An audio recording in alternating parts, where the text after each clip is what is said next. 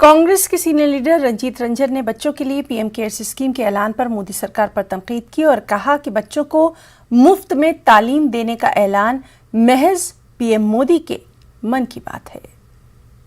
बातें हैं, पहले तो प्रधानमंत्री से क्लियर कीजिए ये उनकी मन की बात है या ऑफिशियली अनाउंसमेंट है,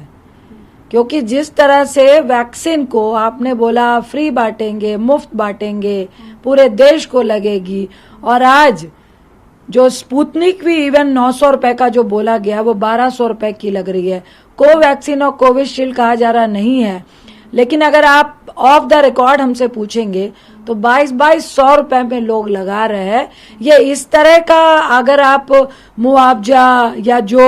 आप कह रहे हैं कि महामारी में जिनके पेरेंट्स चले गए हैं उन बच्चों को फ्री एजुकेशन की बात, तो हमें जहां तक मोदी साहब के कारनामे 7 सालों में दिखे हैं तो मुझे तो लगता है ये सिर्फ और सिर्फ मन की बात है।